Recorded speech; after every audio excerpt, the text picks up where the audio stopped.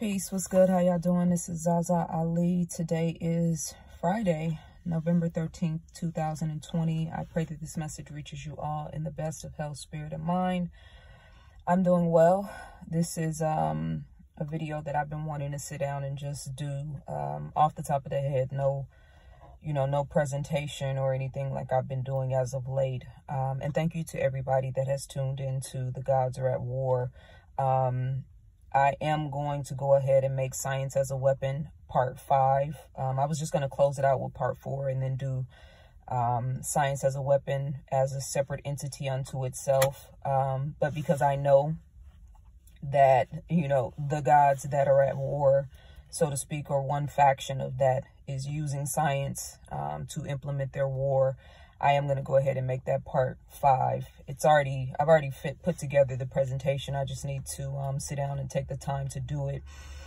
And it kind of became less of a priority, or the urgency lessened for me after the election and during the whole election process, but specifically after when Joe Biden was announced as the, 4 days after, the song and dance, you know what I'm saying? The smoke and mirrors, that whole process when Joe Biden was elected or announced that he was elected. And I was actually in LA at the time. And I saw how people were in the streets dancing and cheering and parading and just, and particularly Black people, the social media thing, I kind of was like, okay, I've learned from past experience, when you try to warn people when they are in a certain state of mind, that not only will they not be receptive to the information, but they will turn on you. And that's something for the 5%ers, the 5% of the 5%ers to be cautious of and conscientious of. And it's a thought that came to me today, that as I try to use my platforms to inform people, to elevate people, and to inspire people, that I also have to be very cautious, because the 85%ers will in fact turn on me. And that has happened to me multiple times in the past. So I can say that, clearly with no reservations. I put up a post today or yesterday about masks and just warning people about the importance of breath, the importance of oxygen, and how fundamentally, urgent it is for the human body, the human brain, the soul, whatever, mental, spiritual, emotional, and physical self to actually have oxygen, and how dangerous it is when you don't have access to oxygen on a continuous basis. And if you guys watch part 4, I briefly touched on the 1918 Spanish flu and the fact that most of the people who died during that process died of bacterial pneumonia, which in my opinion, after researching it, was definitely connected to mandated masks, But anyway, some of the comments that I got and some of the messages I got, which is always funny when people DM you and won't say it in public, right? And want to get their face handed to them in front of, a crowd, so to speak. But I'm really concerned for a lot of you guys. And when I say concerned, you don't have to think that it's something that's consuming me, but just, I wrote on my post on Facebook, some people are so stupid that not even God can help them. And I don't even like talking like that, using that type of language. But sometimes I just have moments of clarity where I realize that ignorance is prevalent in this world. And it's funny because Black people, for us to be so spiritual and so religious, like we really, the scriptures talk about, this time where the world was going to be ruled by darkness and ruled by wickedness and ruled by savagery. Well, how do you think that's going to play itself out? Like, it's not a video game. This is not a, you know what I'm saying? Like, this is not a reality TV show. It's not a video game. It's not a, a simulation. Like, no, this is what those scriptures talked about is happening right now in real time. And don't be, you know, don't take me not looking at the camera as anything other than, you know, me not looking at myself to be distracted by myself, so to speak. I have a few little notes here. I just pulled over in my car and turned the lights on overhead and just, you know, pulled my phone out because it's on my heart to say. But I am going to do Science as a Weapon. I'm just giving it a little bit of time for the emotion to settle down. It's like I thought that we all agreed. And when I say we all, I'm not just talking about Black people. Of course, I'm specifically talking to us because our level of responsibility and accountability is higher than everyone else's at this moment in time, because we are the children of God. We are the first descendants, the first people to walk this planet, the first people to civilize this planet. So our level of accountability and our level of responsibility is higher, right? And I take that very seriously. But if we all agreed, you know, as a culture in America, or whatever percentage that we're on the same page, that we were going to vote for the lesser of two evils, wasn't that the agreement? So if that was the agreement, then why is there so much celebrating?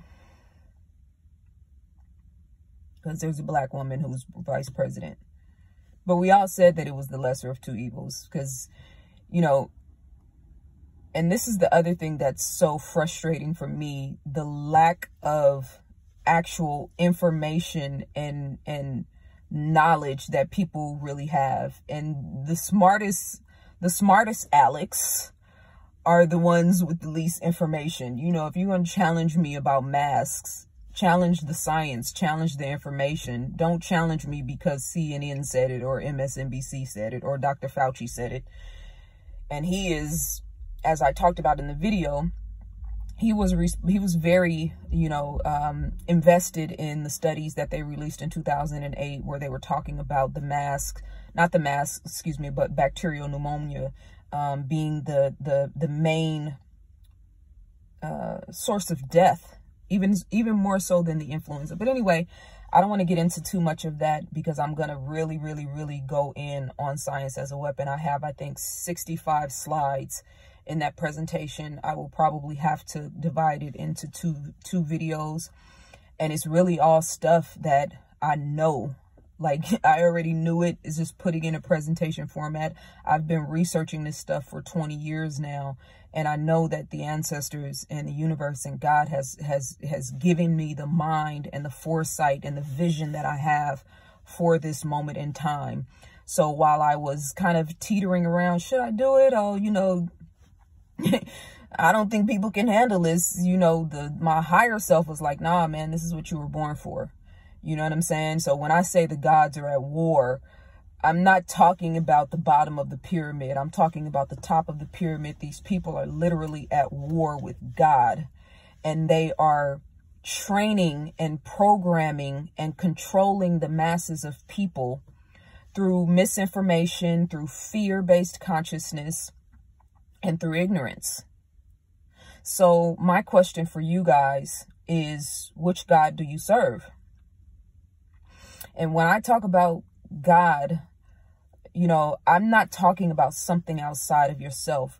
You know, consciousness, energy, and awareness, what we call God, is experiencing the physical realm through us.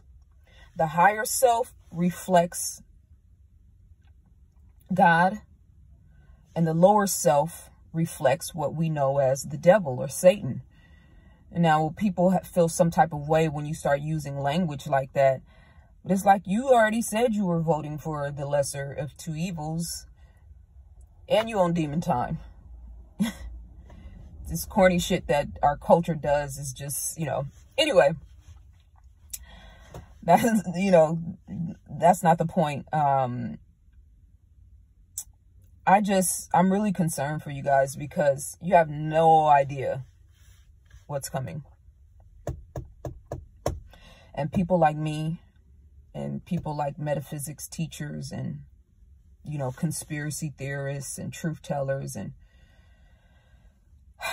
prophets and sages, and you think prophets only came among us 2,000 years ago, and you have angels in your midst that are talking from the space of the creator, from the space of the universe, whatever you want to call it, you know, and you disrespect us.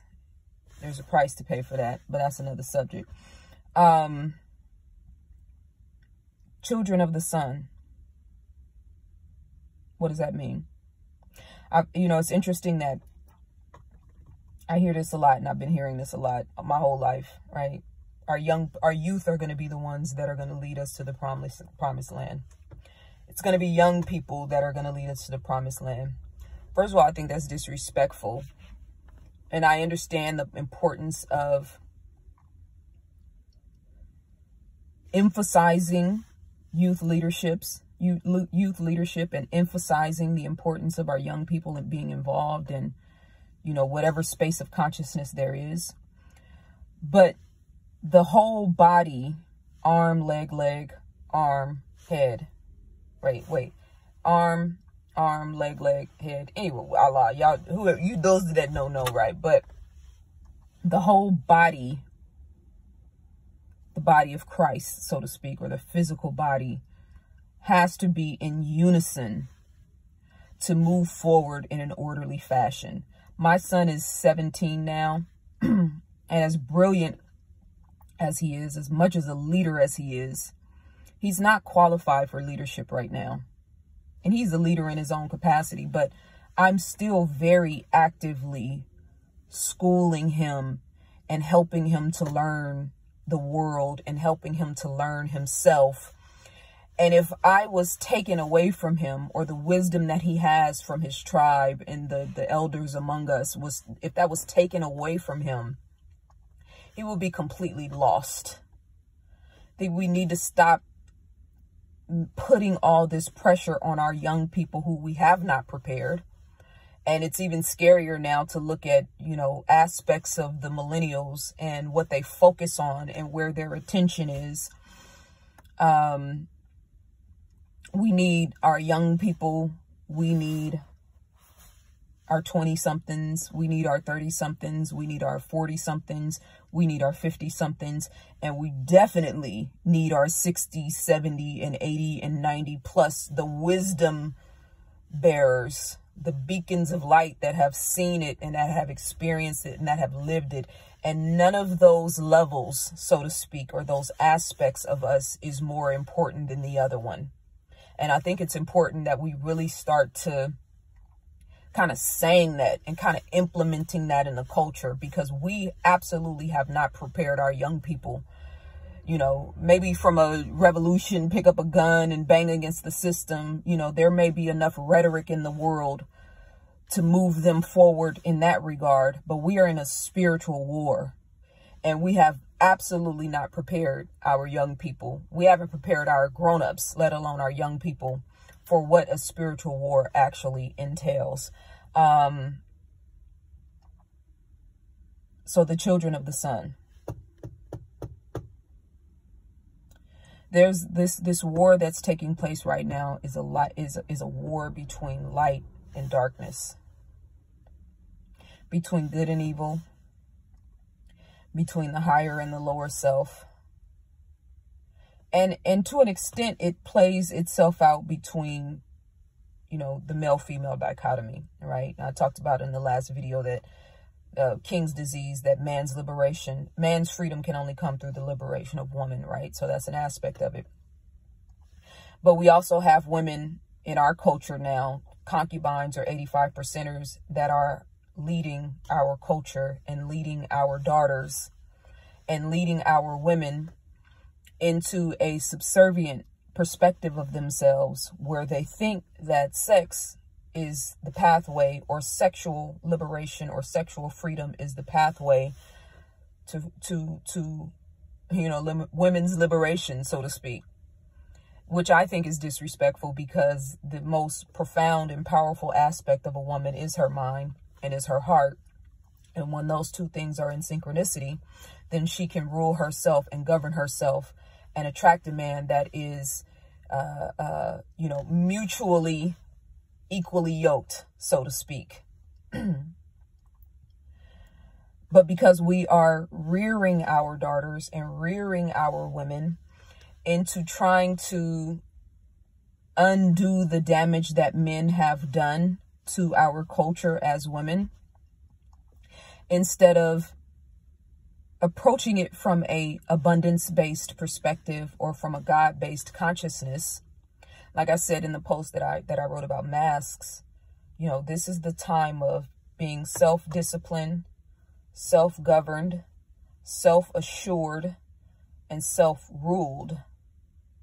Meaning that if CNN or MSNBC or Fox News or BBC or BET or whatever news, you know, media that you tune into is constantly berating you with fear, is constantly telling you that it's getting worse, it's getting worse, it's getting worse, can you stand on your own square and decide for yourself that health is going to be your outcome?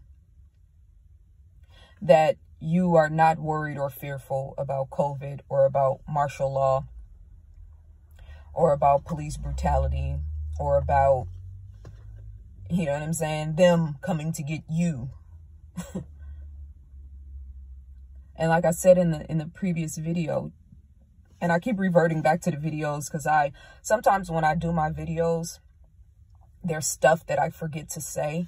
Then I'll be like, damn, I forgot to say that. So, you know what I'm saying? I'll like revert back and come back. It's all relative though.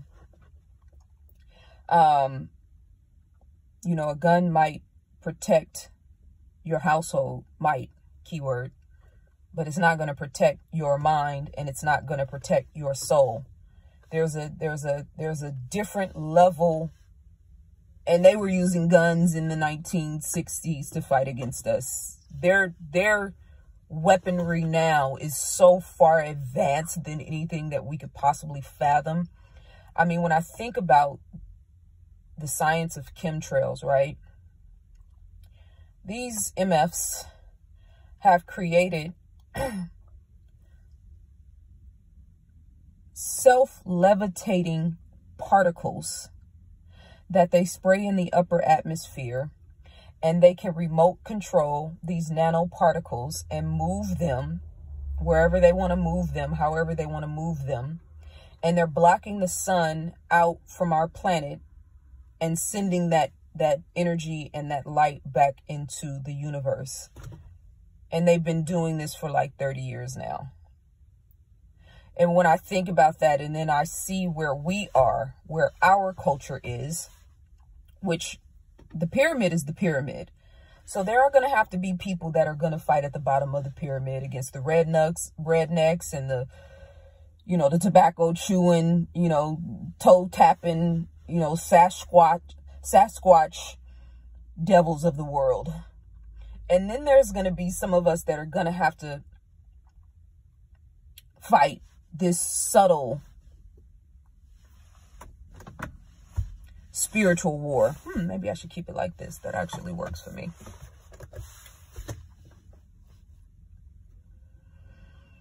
It's very subtle.